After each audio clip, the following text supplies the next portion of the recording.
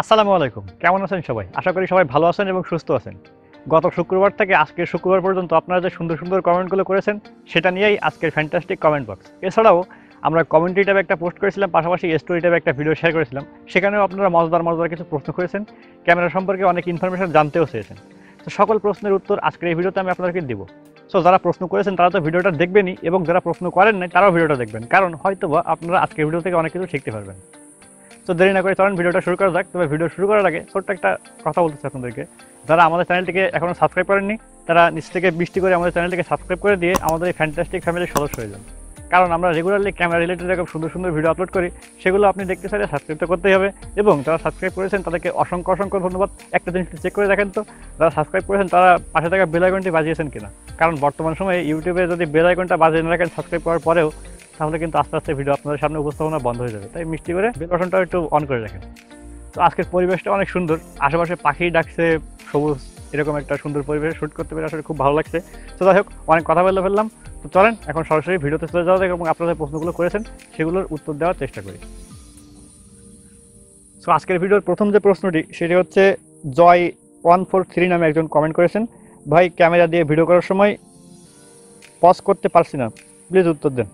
হ্যাঁ, DSLR camera, আপনাকে একটা খুব গুরুত্বপূর্ণ প্রশ্ন করেছেন। ডিএসএলআর ক্যামেরা দিয়ে আসলে ভিডিও রেকর্ড করার সময় আমি প্রথম যখন ভিডিও রেকর্ড করতাম তখন আসলে ভাবতাম যে ডিএসএলআর ক্যামেরা দিয়ে ভিডিও রেকর্ড করার মাঝখানে পজ করে কী হবে, কারণ পজ করা কিন্তু খুবই গুরুত্বপূর্ণ একটা বিষয়। সাপোজ আপনার ভিডিওটা রেকর্ড করতেছেন, এরকম সময় কিছু ইনসিডেন্টলি কিছু একটা ঘটে গেল বা আপনার একটা ব্রেক নেওয়া প্রয়োজন, সেই সময় আপনি ভিডিওটা যদি পুশ করতে পারেন সেক্ষেত্রে কিন্তু অনেক ভালো হয়। বাট আনফর্চুনেটলি ডিএসএলআর ক্যামেরাতে এই অপশনটা থাকে না, স্পেশালি মিড রেঞ্জ থেকে লো মিড রেঞ্জের যে ক্যামেরাগুলো রয়েছে সেগুলোতে থাকেই না। তো আমি বলবো ডিএসএলআর ক্যামেরাতে এই একটা খারাপ দিক, বাট কি আর করা, এটুকু অ্যাডজাস্ট করতে নিতেই হবে। এই প্রশ্নটা আমাদের কমেন্টে অনেকেই লিখে থাকেন। তো যাই হোক, এই প্রশ্নের উত্তর কিন্তু আজকে দিয়ে দিলাম, আশা করি বুঝতে পেরেছেন পুরো ব্যাপারটা।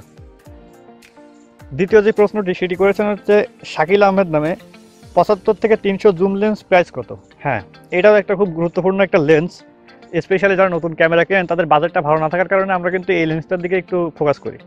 বর্তমান বাজারে এই লেন্সটার দাম একটু বেশি। 75 থেকে 300 mm লেন্স বিভিন্ন দোকানে বিভিন্ন রকম দাম রয়েছে। আমি নিউ ক্যামেরা ওয়ার্ল্ডের লেটেস্ট আপডেট দেখছিলাম গতকালকে রাত্রে, সেখানে এই লেন্সটার দাম দেখাচ্ছিল হচ্ছে প্রায় 16,000 টাকার মতো, মানে স্টেবিলাইজার নেই তারপরে 16,000 টাকা দাম। যেখানে কিনা এই লেন্সটার দাম এখান থেকে 5-6 মাস আগেও ছিল মাত্র 11,000 টাকা, কিছু দোকানে 10,000 টাকায় পাওয়া যেত। করোনার সময় কি আর করা, দামটা একটু বেড়ে গিয়েছে। তো এখন এই লেন্সটার দাম বর্তমানে 16,000 টাকার মতো। তারপরের প্রশ্নটি করেছেন হচ্ছে দেবনাথ আনন্দ, ভাই ক্যানন 600D বর্তমানে কি রিফারবিশড বাদে পাওয়া যায়?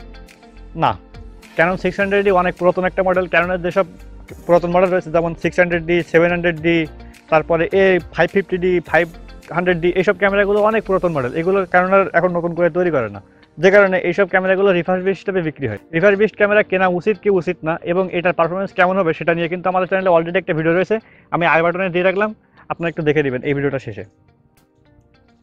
তো এরপরের প্রশ্নটি করেছেন হচ্ছে প্রীতম পোদ্দার নামে, ভাই বাজারে ক্যামেরার দাম বর্তমানে অনেক বেশি, দাম কি কমতে পারে বা কত কমতে হবে প্রতি ক্যামেরাতে তা জানাবেন।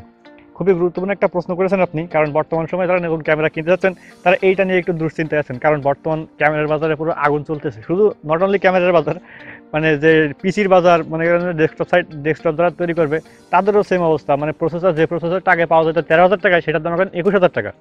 আমি যদি উদাহরণস্বরূপ বলি, ক্যানন 700D যারা কিনতে যাচ্ছেন তারা যদি এখান থেকে 1 বছর আগে ক্যানন 700D কিনতেন তাহলে অন্তত 11 থেকে 12,000 টাকা কমে কিনতে পারতেন। কিন্তু বর্তমান সময়ে দাম এতটাই বেশি যে আসলে কি বলবো, ধরাছোঁয়ার বাইরে।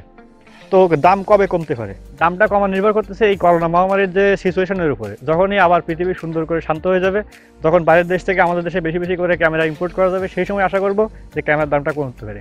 এখন কবে কমতে পারে সেটা নির্দিষ্ট করে বলা যাচ্ছে না। সবাই দোয়া করেন যাতে আমরা এই পরিস্থিতি থেকে বেরোতে পারি, আবার স্বাভাবিক জীবনে ফিরতে পারি। তো পরের প্রশ্নটি একটা সুন্দর প্রশ্ন, সেটি নেওয়ার আগে আপনাদের কাছে ছোট্ট একটা রিমাইন্ডার দিতে চাই। ভিডিওটা নিশ্চয়ই ভালো লাগতে থাকলে অবশ্যই একটা লাইক করে দিবেন, কারণ এত কষ্ট করে রোদের ভিতরে গরমে ঘেমে ভিডিও করতেছি শুধুমাত্র আপনাদের জন্য। তাই ভিডিও দেখে যদি একটা লাইক দেন তাহলে আমাদের ভিডিও করার উৎসাহটা অনেক বেড়ে যায়। আর ভিডিও দেখে লাইক দিলে আমাদের যে ভিডিও করার যে উৎসাহ সেটা আরও সুন্দর হয় এবং আপনাদের জন্য আরও ভালো কন্টেন্ট নিয়ে আসতে পারি। তাই অবশ্যই একটা লাইক করে দিবেন, ঠিক আছে? পরের প্রশ্নটি করেছেন হচ্ছে পারভেজ ক্রিয়েশনস নামে, ভাই আমার 1200D ক্যানন ক্যামেরার লেন্স এবং গ্লাসে ফাঙ্গাস পড়তেছে, একটা উপায় বলে দেন। হ্যাঁ, এটা অবশ্য ঠিক কথা, কারণ বর্তমান সময়ে এই বৃষ্টির সময় আসলে লেন্সে ফাঙ্গাস পড়া খুবই স্বাভাবিক একটা বিষয়। ইভেন আমাদের একটা লেন্স রয়েছে সেটাও দেখলাম যে ফাঙ্গাস পড়ে গিয়েছে। তো কী করার আছে এই সিচুয়েশন থেকে? আমাদের এই সম্পর্কে ডেডিকেটেড একটা ভিডিও রয়েছে, আমি এই পাশে দিয়ে রাখলাম এবং আই কার্ডেও দিয়ে রাখলাম। আপনারা একটু দেখে নেবেন যে বৃষ্টির সময় আমরা ডিএসএলআর ক্যামেরা এবং ডিএসএলআর ক্যামেরার লেন্স কীভাবে ছত্রাক বা ফাঙ্গাস থেকে রক্ষা করতে পারি। আশা করি ভিডিওটা দেখলে অনেকের উপকার হবে। যারা এরকম প্রবলেম ফেস করছেন তারা অবশ্যই ভিডিওটা দেখবেন। পরবর্তী প্রশ্নটি করেছেন হচ্ছে সাইম আহমেদ নামে। ভাই প্লিজ রিপ্লাই দিয়েন, আপনি কোন এপিকে দিয়ে ভিডিও এডিট করেন আর ভিডিও এডিটিংয়ের একটা ভিডিও বানায়েন? লাভ ইউ ভাই। লাভ ইউ টু ভাইয়া। ভাইয়া প্রশ্ন করেছেন যে কোন সফটওয়্যার দিয়ে আমি ভিডিও এডিট করি। আমি তো মূলত আসলে ভিডিও এডিটিং তো শুরু করেছিলাম, মনে পড়ে আমার একটা উইনম্যাক্স ফোন ছিল, 1 GB র্যামের একটা ফোন ছিল। তো ওই ফোন দিয়েই আমি ভিডিও এডিট করতাম 10-15 মিনিটের। আস্তে আস্তে টাকা বাড়লো, তারপর একটা পিসি কিনলাম, পিসি বলতে ল্যাপটপ কিনলাম। ল্যাপটপ কেনার পরে ল্যাপটপে পাওয়ার ডিরেক্টর নামে একটা সফটওয়্যার রয়েছে, হয়তো আপনার প্লে স্টোরে ফোনের ভার্সনে দেখতে পাবেন, পাওয়ার ডিরেক্টর নামে একটা সফটওয়্যার রয়েছে। তো পিসির যে সফটওয়্যারটা মানে ল্যাপটপের যে সফটওয়্যারটা সেটা অনেক বেশি ডেভেলপ। তো আমি ওই পাওয়ার ডিরেক্টর দিয়ে এডিট করি। আশা করি আপনাদের অনেক ভালো লাগে ভিডিও এডিটিংগুলো। আপনারা অনেক সময় কমেন্ট করেন যে আপনার ভিডিও এডিটিং অনেক ভালো হয়। হ্যাঁ, এখন কবে একটা টিউটোরিয়াল নিয়ে আসতে পারি, চেষ্টা করবো ভাইয়া খুব শীঘ্রই এই ভিডিও এডিটিংয়ের বিষয়ে একটা টিউটোরিয়াল নিয়ে আসার জন্য। তো পরবর্তী প্রশ্নটি করেছেন হচ্ছে ক্যাপ্টেন লিড নামে। ওয়েডিং প্লাস ওয়াইল্ড লাইফের জন্য একটা ক্যামেরা নিতে চাচ্ছি, বাট কোনটা নিব বুঝতে পারছি না, যদি বলতেন। বাজেট 40 থেকে 55,000 টাকা। খুবই গুরুত্বপূর্ণ একটা প্রশ্ন করেছেন। এই বাজেট আসলে অনেকেই ক্যামেরা কিনতে চায়, স্পেশালি এই ওয়েডিং ফটোশ্যুটের জন্য। তো আমি বলবো যদি ফটোশ্যুটের জন্য ক্যামেরা নিচ্ছেন, স্পেশালি ফটোশ্যুট ভিডিও করবেন না, সেক্ষেত্রে নিকনের ক্যামেরা অনেক ভালো। আমাদের কাছে মাঝে মধ্যে প্রশ্ন করেন যে ভাই আমার নিকনের ক্যামেরা পছন্দ হয় না। নিকনের ক্যামেরা পছন্দ না হওয়ার কোনো কারণই নেই, কারণ নিকনের ক্যামেরা, আমি কিন্তু ক্যাননের লাভার স্পেশালি, বাট তারপরে নিকনের কথা এই জন্য বলতেছি, ওই যে মাঝে মধ্যে দেখবেন নাসার থেকে কিছু কিছু মিশনে পাঠায় না, ওই যে মঙ্গল গ্রহে রোভার পাঠায়, ওইখানে যে ক্যামেরা সেন্সর ব্যবহার করা হয় সেগুলো কিন্তু নিকনের ক্যামেরা সেন্সর ব্যবহার করা হয়। সনি যারা সব থেকে ভালো ক্যামেরা সেন্সর তৈরি করে থাকে তাদের ক্যামেরা সেন্সরও কিন্তু ব্যবহার করা হয় না, একটাই কারণে, কারণ নিকনের ক্যামেরা সেন্সরের ডিটেলসটা অনেক বেশি থাকে, পাশাপাশি কালার রিপ্রোডাকশনটা অনেক ভালো। এইসব কারণে বেশ কিছু কারণ রয়েছে, যেসব কারণে আসলে নিকনের ক্যামেরা স্পেশালি ফটোগ্রাফির জন্য খুবই ভালো হয়। তো এই বাজেটে আমার মনে হয় নিকনের D5600 নামে একটা ক্যামেরা রয়েছে, যে ক্যামেরাটা আপনারা একটু দেখতে পারেন। এই ক্যামেরাটার সাথে যদি আপনারা একটা প্রাইম লেন্স ব্যবহার করতে পারেন, তাহলে আশা করবো যে ওয়েডিং প্লাস ওয়াইল্ড লাইফের জন্য একটা যদি জুম লেন্স নিতে পারেন, তাহলে মোটামুটি ভালো একটা রেজাল্ট পাবেন। তো এরপরের প্রশ্নটি করেছেন হচ্ছে ফটোগ্রাফি এম নামে। আমার দুটি প্রশ্ন, লেন্স এর ফোকাল লেন্থ চেঞ্জ করলে অ্যাপারচার একই সাথে চেঞ্জ হয়ে যায় কেন? আর 50mm 1.8 অ্যাপারচার এর লেন্স এর তুলনায় 85mm 1.8 লেন্সের ব্যাকগ্রাউন্ড ব্লার হয় কি কারণে, মানে বেশি হয় কারণে, মানে ইনি পর্যন্ত দুটো প্রশ্ন করেছেন, দুটো প্রশ্নের উত্তর দিব। তার আগে আমি আপনাদের একটা প্রশ্ন করতে চাই, সেটা হচ্ছে যে আপনারা দেখেন একটা পোস্ট করলে তার নিচে অনেকগুলো কমেন্ট করেন। এখন সবগুলো কমেন্টে রিপ্লাই দিতে গেলে আসলে ভিডিওটা মোটামুটি 1.5 থেকে 2 ঘন্টার মতো হয়ে যাবে, কারণ এই যে একটা প্রশ্ন নিলাম, সেই প্রশ্নটার উত্তর যদি এক লাইনে দিয়ে তাহলে কিন্তু আপনারা বুঝতে পারবেন না। সেই প্রশ্নটা নিয়ে যদি একটু 1-1.5 মিনিট কথা বলেন, তাহলে আপনারা ব্যাপারটা ভালোভাবে বুঝতে পারেন। তো আপনারা একটু আমাকে কমেন্ট করে জানাবেন, আপনার সবগুলো প্রশ্নের উত্তর নিয়ে আমি কি 1 ঘন্টা একটা ভিডিও তৈরি করব, নাকি এরকম মনে করেন যে 15 থেকে 20টা মতো প্রশ্ন বেছে সেগুলো নিয়ে আলাদা করে একটা ভিডিও তৈরি করবো। আপনারা একটু কমেন্ট করে জানাবেন। অনেকে আছে যাদের প্রশ্ন পড়তে হয় না, তারা একটু রাগ করেন। আসলে রাগ করার তো কিছু নেই, সময় স্বল্পতার কারণে এটুকু করতেই হবে, মেনে নিতেই হবে। আপনার প্রশ্ন করতে থাকেন, ইনশাল্লাহ আপনাদের কমেন্ট কোনো না কোনো এক সপ্তাহে অবশ্যই পড়া হবে। আমি কমেন্টগুলো সবসময় কিন্তু পড়ি, হয়তো অনেকে রিপ্লাই দিতে পারি না, বাট বিশ্বাস করেন কমেন্টগুলো কিন্তু আমি পড়ি। তো দেখ ভাই যে প্রশ্নটি করেছেন যে লেন্সের ফোকাল লেন্থ চেঞ্জ করার সাথে সাথে অ্যাপারচার কেন চেঞ্জ হয়? হ্যাঁ, খুবই গুরুত্বপূর্ণ একটা প্রশ্ন। বেশিরভাগ যে জুম লেন্সগুলো রয়েছে সেগুলোতে ভেরিয়েবল অ্যাপারচার থাকে, তার মানে ভেরিয়েবল ফোকাল লেন্থের কারণে অ্যাপারচারটার সাথে সাথে চেঞ্জ হয়। সাপোজ আপনার একটা কিট লেন্স আছে, আপনারা যদি 55mm শ্যুট করেন, সেক্ষেত্রে আপনারা হচ্ছে অ্যাপারচার পাবেন 5.6-এরও অনেক উপরে, এবং আপনারা যদি 18mm শ্যুট করেন, সেক্ষেত্রে আপনার 3.5 অ্যাপারচারে শ্যুট করতে পারবেন। তো এটা আসলে লেন্সের উপরে ডিপেন্ড করে। কিন্তু এরকম কিছু কিছু লেন্স রয়েছে দামি দামি লেন্স, সেগুলোতে আসলে ভেরিয়েবল অ্যাপারচার থাকে না। আপনি যতই জুম করেন, ফোকাল লেন্থ চেঞ্জ করেন, অ্যাপারচার সবসময় একই রকম থাকবে। আর দ্বিতীয় যে প্রশ্নটি আপনি করেছেন 50mm এর তুলনায় 85mm ব্যাকগ্রাউন্ড ব্লার কেন হয় বেশি, এটার একটাই কারণ, অ্যাপারচার কিন্তু সেমই থাকছে 1.8, বাট ওই যে ফোকাল লেন্থ বেশি, যত বেশি আপনার ফোকাল লেন্থ বাড়বে তত কিন্তু আপনার পিছনের ব্যাকগ্রাউন্ডটা বেশি ব্লার হবে। আমরা এখন শ্যুট করতেছি 50mm প্রাইম লেন্স দিয়ে। আপনারা যদি এখানে এই সেম ক্যামেরা সেটিং দেখে এই একই পজিশনে দাঁড়িয়ে 85mm একটা লেন্স ব্যবহার করতেন, সেক্ষেত্রে ব্যাকগ্রাউন্ড ব্লারটা তুলনামূলকভাবে আরও বেশি পেতেন। আশা করি উত্তরটা পেয়েছেন। পরবর্তী প্রশ্নটি করেছেন হচ্ছে সিয়াম বিশ্বাস নামে। ভাইয়া আমি আপনার রেগুলার ভিডিও দেখি, বা প্লিজ বলবেন কিউ বাটনটা নিয়ে। কিউ বাটন নিয়ে হয়তো খুব শীঘ্রই আমাদের চ্যানেলে একটা ভিডিও আসবে। আমি কিছুদিন আগে একটা ভিডিও তৈরি করেছিলাম, সেখানে বলেছিলাম যে কিউ বাটন নিয়ে আসলে বিস্তারিত বলার আছে। এই সম্পর্কে আমরা ইনশাল্লাহ খুব শীঘ্রই একটা বিস্তারিত ভিডিও তৈরি করবো। তো আশা করি পাশে থাকবেন, দেখতে পাবেন ভিডিওটা। পরবর্তী প্রশ্নটি করেছেন হচ্ছে এম লাভ সং নামে। 75 থেকে 300mm এবং 55 থেকে 250mm কোন লেন্সটা ভালো হবে?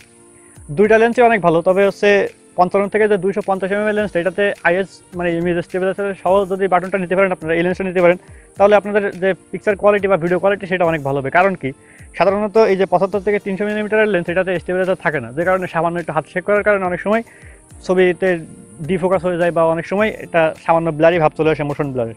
বাট আপনারা যদি 55 থেকে 250 mm এই লেন্সটা নিতে পারেন, তাহলে আশা করি এই সমস্যার মানে আমাদের ফেস করতে হবে না। ইমেজ স্টেবিলাইজেশন যেহেতু আছে, সেক্ষেত্রে আপনাদের পিকচার কোয়ালিটি অনেক ভালো হবে। যদি হাত চেক করার প্রবলেম থাকে, সেক্ষেত্রে আপনারা এই লেন্সটা নিতে পারেন। সো আজকের ভিডিওর শেষ যে প্রশ্নটি, সেটি হচ্ছে জয় রহমান শান্ত নামে একজন প্রশ্ন করেছেন, ভাই আমি কালকে ক্যামেরা কিনেছি, তো ক্যামেরা কীভাবে চালাতে হয় সেটা ভালোভাবে জানি না, এম মোড নিয়ে সবসময় এই সেটিংয়ের উপরে ক্লিক করতে পারবো কিনা। মূলত প্রশ্ন করতে চাইছেন যে ভিডিও নতুন ক্যামেরা কেনার পরে কীভাবে চালাবো। এম মোড নিয়ে আমাদের চ্যানেলে ডিটেলসে একটা ভিডিও রয়েছে, আমি আই কার্ডে দিয়ে রাখবো, আপনারা ওই ভিডিওটা একটু দেখে নেবেন। আর এম মোড হচ্ছে প্রফেশনাল ফটোগ্রাফারদের জন্য, যারা নতুন ক্যামেরা কিনতেছেন। আমি বলবো তারা অটো মোডে ছবি তোলেন, আর যদি অটো মোডের থেকে একটু ভালোভাবে ছবি তুলছেন, সেক্ষেত্রে আপনারা অ্যাপারচার প্রায়োরিটি যে মোডটা রয়েছে, এভি মোড, সেই মোডে ছবি তুলতে পারেন। সেটা নিয়েও আমাদের চ্যানেলে অলরেডি একটা ভিডিও রয়েছে, আমি সেটাও ডিসক্রিপশনে অথবা আই বাটনে দিয়ে রাখবো, আপনারা দেখে নেবেন একবার। তো আজকের এই ভিডিওতে আশা করি যে প্রশ্নগুলোর উত্তর দিয়েছি, অনেকের প্রশ্নের উত্তর নিতে পারিনি, সেগুলোর জন্য আমি আসলে আন্তরিকভাবে দুঃখিত, কারণ প্রশ্ন করেছেন অনেকগুলো, সবগুলোর উত্তর দিতে গেলে ভিডিও অনেক লম্বা হয়ে যাবে।